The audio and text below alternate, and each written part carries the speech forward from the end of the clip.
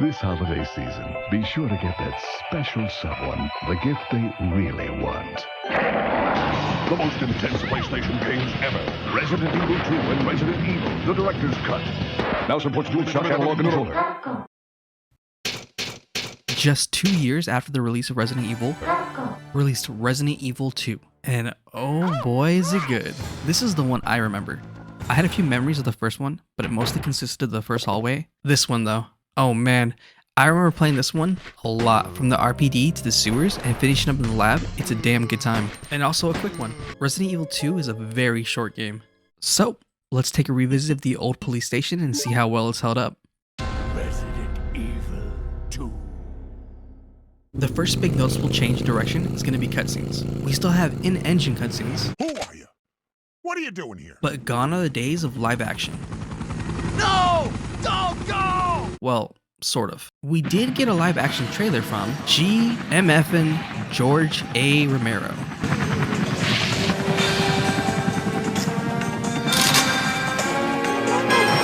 However, in-game, they decided to go the FMV route. I'm finally here. Another key upgrade, we're faster. We shoot faster, running feels faster, and another key difference is your health status. Resident Evil 1 also had Fine, Caution, and Danger. Here though, a bit noticeable difference is going to be in movement. On Fine, you run faster, on Caution, you're slower, also holding your side, and on Danger, you are at your slowest, barely limping along. Let's meet our leads of Resident Evil 2. Claire Redfield, the younger sibling to that of Chris Redfield, and Leon Kennedy, everyone's favorite first day on the job rookie. Yeah, first day on the job. Great, huh? Enjoy that cutscene while you can, because this game is ready to go. That maniac's gonna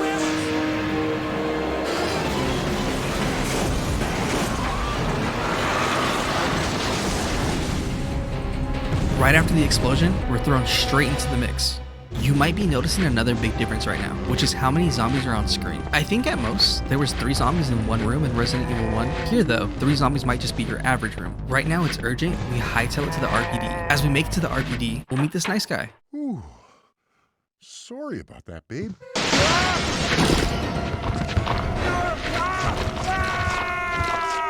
He was a nice guy. Don't think he'll be needing this anymore. We also have a lot of run-in with zombies. I mean a lot. So let's do our best not to get bit. Not just to show off our skills, but also because unlike Resident Evil 1, when you reach your first item box, there are no items. What'd you expect? A first aid and some clips?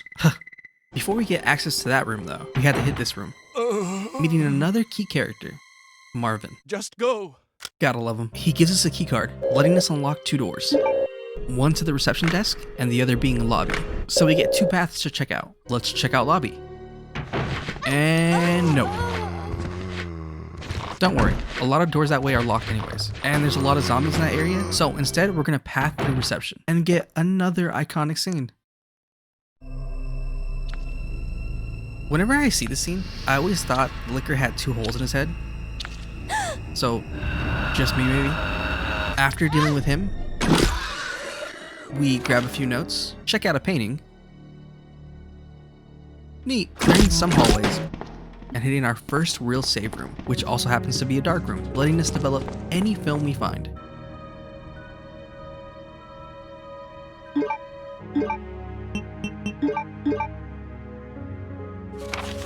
Admiring the fact that the RPD was an art museum before, we appreciate this weird looking statue. The puzzles in this game are basically the same as before. Move some pieces, get key item, read Chris's diary, get some medals, and put them in set place.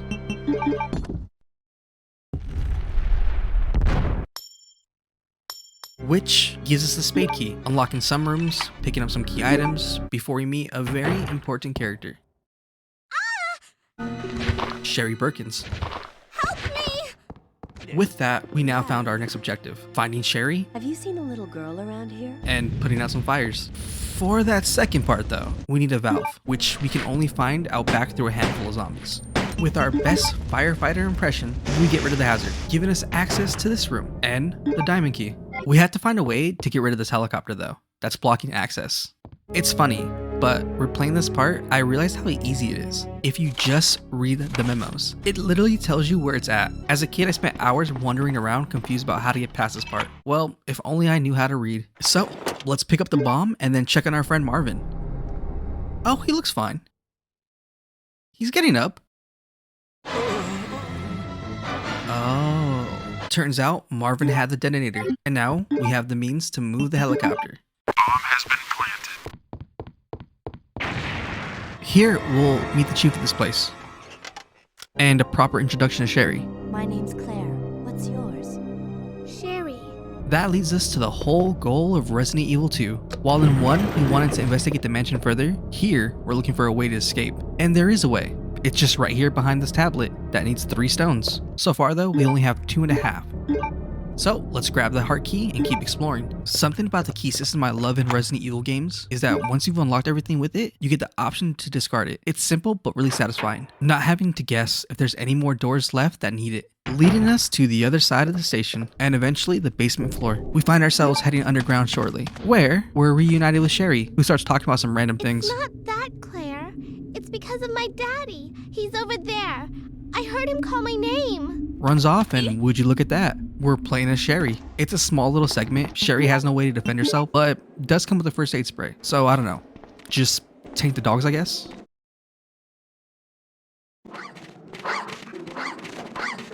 We do a little block pushing puzzle, and is it just me, or do these blocks remind anybody else of a certain game? With that, we get the last key, the club key.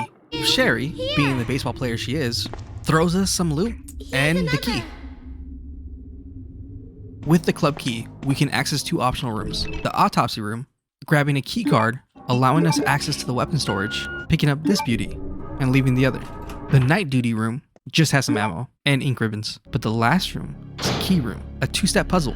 The crank we picked up earlier is used for the clock tower, which brings downstairs, and if you head up, you realize it's missing a gear.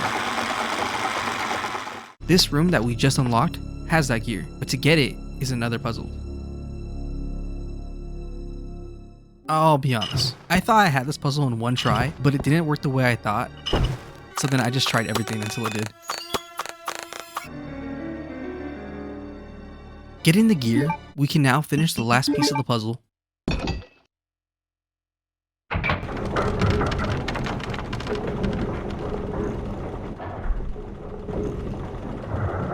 Getting the second half. With that, we are ready to get the hell out of the police station. Not before we get a little note detailing the chief's hidden motive. It's not really hidden. When we first meet this guy, he's a weirdo, and there's a memo that goes into more detail about him. He's just not a good person. She was a true beauty. Her skin nothing short of perfection. Luckily, he gets his due, and we don't have Pepto-Bismol on us. My chest can't take the pain!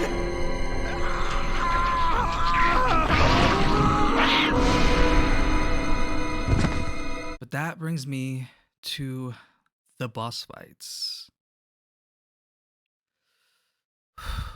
Like its predecessor before, Resident Evil 2's boss fights just aren't interesting. I will say though, they do tend to be a bit more of a spectacle this time around.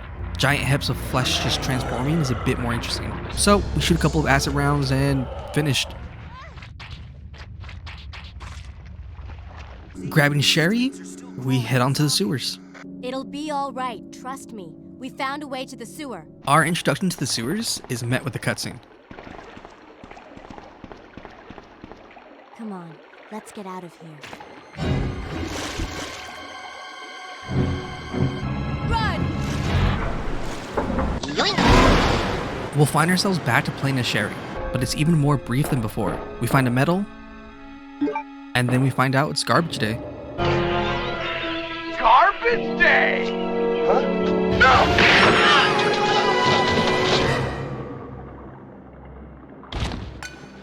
Back to Claire. Going through a couple of waterways and doors, we'll find ourselves with another cutscene. This time, introducing Husband? Annette Birkin. Then you must be Annette. Sherry's mother? And she explains the whole reason for how this outbreak happened. Ratatouille, no! And also who that weird guy who's been chasing Sherry is. William will be after her. The creature that's been causing all this destruction is none other than my own husband. With Annette on our side, we start looking for Sherry. You go that way. Reaching her, only to be stopped by Shawn Mendes. Hey, it's Shawn Mendes, the voice of Lyle.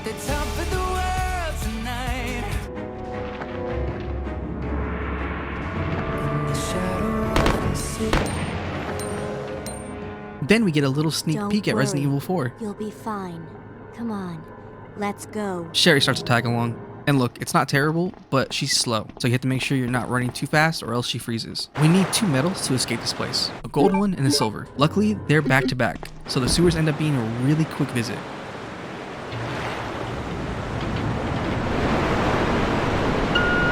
Now we're taking a tram down, blasting a few zombies, and we're almost to the end. Just a few more things and we'll be seeing the credits, namely taking this train down. Sadly though, Sherry starts to feel how the chief did, Claire, my stomach hurts. and we still don't have any Pepto-Bismol in hand. Doesn't help that William decides to show up. So we have boss fight number 2. I really appreciate the design of Berkeley, where his face is like stretched down to his chest, and he's more grotesque. It's a good design.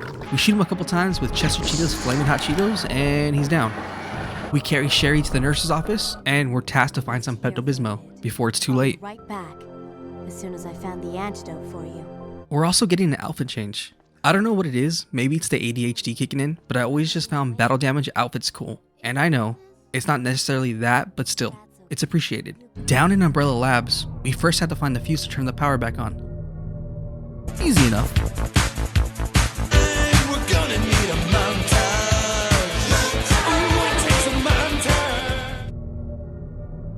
Exploring the labs a bit, we need to find a lab keycard to get what we need. So off searching we go, down a ladder, some corridors, until we reach the experiment room, where we'll find our lab card. Now we can get what we need. Not before a cutscene though. You're alive. With Annette dying, her last gift to us is details on how to help Sherry. Need to know to prepare the antidote is right here. Antidote. Notes in hand, we head over to the lab, tossing the key, grabbing the base, and the MO disc, setting up our exit. We rush back to the experiment room and put together some Pepto-Bismol. Now it's time to GTFO, taking this door and bringing us face to face with old boy Will one more time.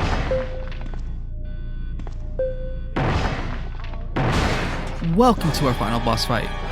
But our buddy Will doesn't go down that easy. Once he reaches a certain threshold, he takes a page out of the Dark Souls notebook. We get our first second phase fight. He still isn't all that tough in this form, but he does like to jump around.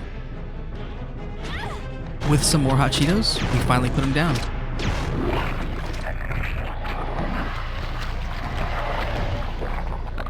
Take the elevator and a couple of turns, we get our last cutscene.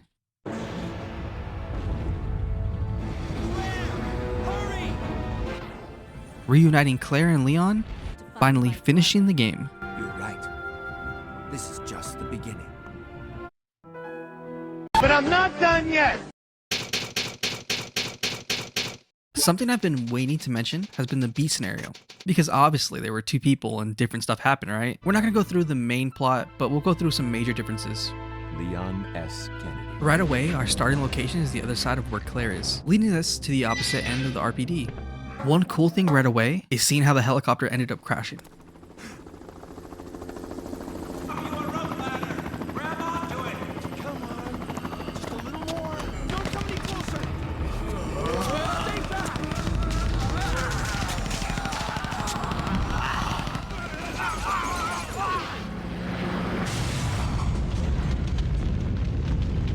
Well, he was an idiot. Item placement is also completely different, as we need to find a keycard to unlock 3 doors this time. Once we put out the fire though, we're introduced to this scenario's special character.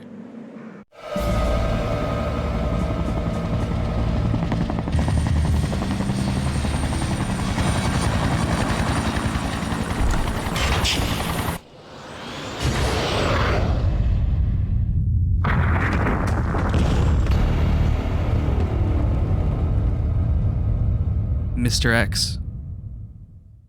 This isn't an RE2 remake though. This guy doesn't chase you throughout the station. He has a few special interactions.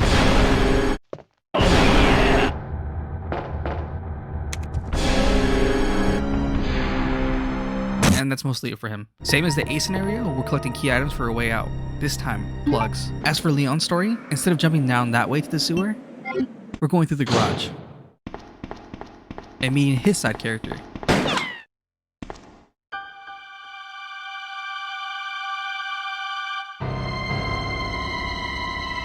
Ada Wong, who's looking for another character that's locked up. I heard he was locked up in the cell block. Ben.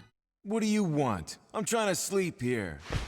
You get to play as Ada for a little, doing the exact same thing as Sherry, except we have a gun this time. Another cool thing for the B scenario is that some stuff carries over, like these metal crates. I used the wire here as Claire, avoiding zombies spilling in.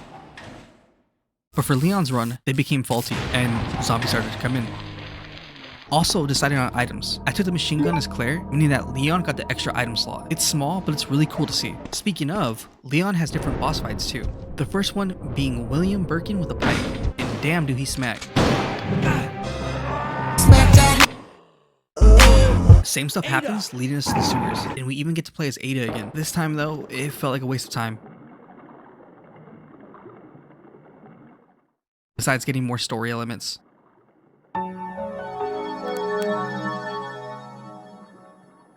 When we head over to rescue Ada, where Sherry was, I was expecting the alligator again, but then I remember he died to Claire, which was another cool moment. We do a little whack-a-mole with Will.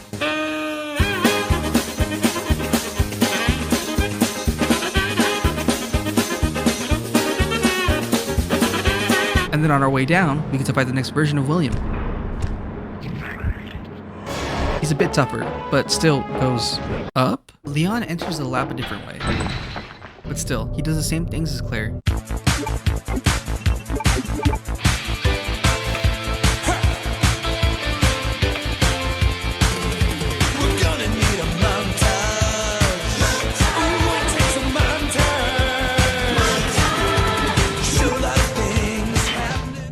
Only, we're not building Pepto-Bismol. Instead, we're looking for the key to the power room. And if you guessed it, it's in the experiment room. And with that, we're basically looking at the credits already. Backtracking all the way back through the elevator.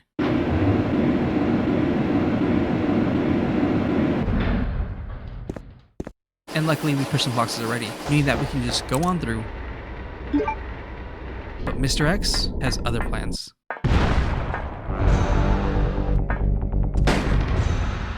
Luckily, we have a girlfriend. Run! Oh! We had a girlfriend. Leon and Ada get a bittersweet kiss.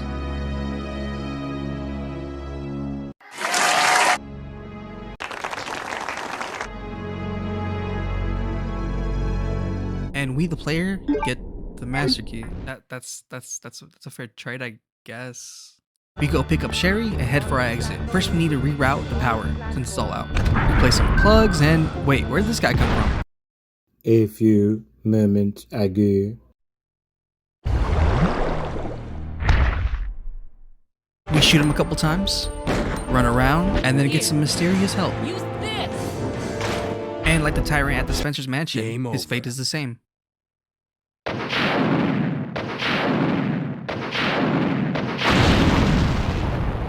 All that's left is to open the door for the train.